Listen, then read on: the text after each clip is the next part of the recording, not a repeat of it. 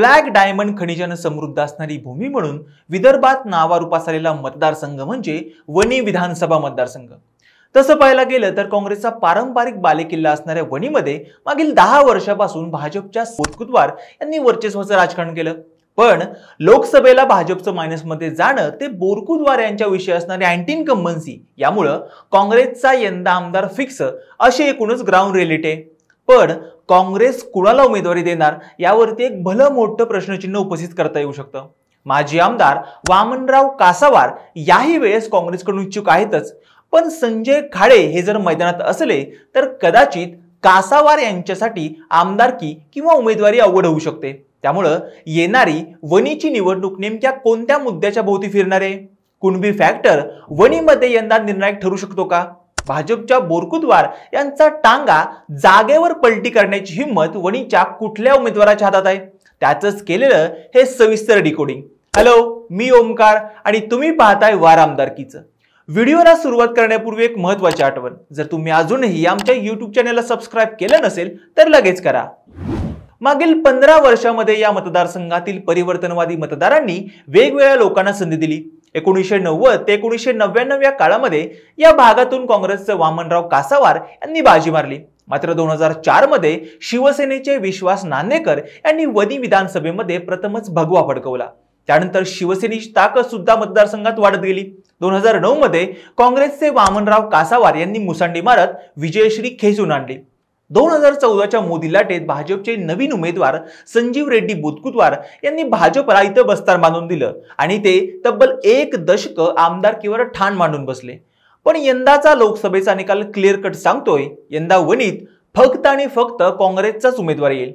खरं तर मागील 2 टर्म भाजपच्या बोरकुतवार यांच्या विरोधात काँग्रेसने वामनराव कासावार यांनाच निवडणुकीच्या मैदानात उतरवलं।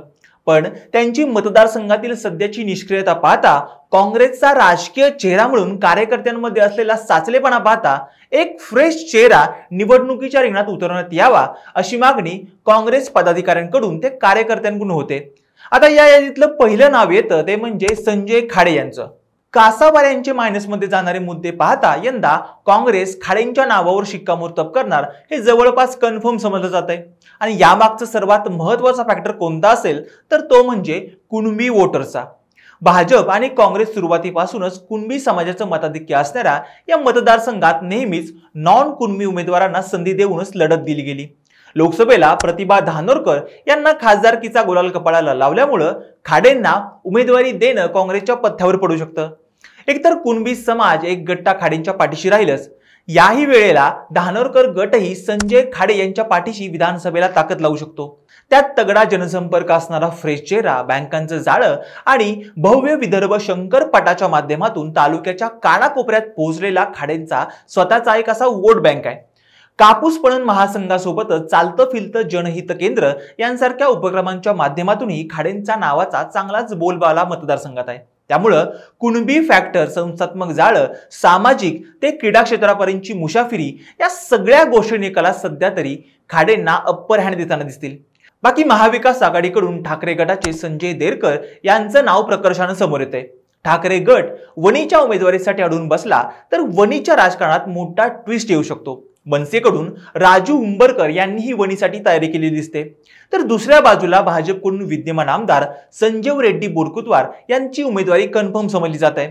पण मतदारसंघात असलेला साचलेपणा, आमदार साहेबांमुळे रखडलेली विकास कामं आणि अँटी इन्कम्बन्सी पाहता भाजप नव्या चेहऱ्याचा आमदारकीसाठी विचार करू शकतो।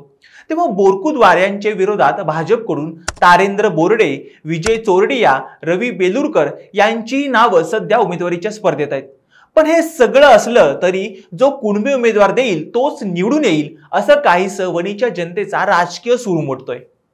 या मतदारसंघात वणी आणि झरी तालुक्यातील काही भागांमध्ये कोळसा खाणी आहेत, मात्र मारेगाव सारखा तालुका वणीपासून जवळपास 17 किलोमीटर अंतरावर असल्यानं वणीची सावली नेहमीच मारेगावमध्ये पाहायला मिळते। मारेगावचे सर्व व्यवहार वणी इथं होताना दिसतात, त्यामुळं मारेगावच्या समस्यांकडे कायम दुर्लक्ष होत आलंय।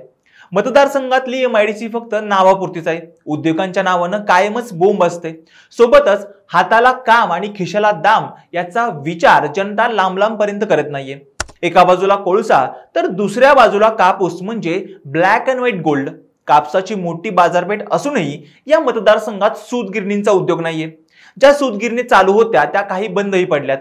रुग्णालयीन आणि शासकीय कर्मचाऱ्यांची मनमानी, अवस्थेचे वाजलेले 3 तेरा, चंद्रपुरातून स्थलांतरित झालेला दारू व्यापार आणि त्या पाठोपाठ बिघडलेली मतदारसंघाचं स्वास्थ्य आणि नुसत्या घोषणा करूनही रस्त्यावर दिसणाऱ्या रस्त्यांची चाळ, हे सगळं पाहता यंदा मतदारसंघात सत्तांतर होणारच हे तर कन्फर्म आहे।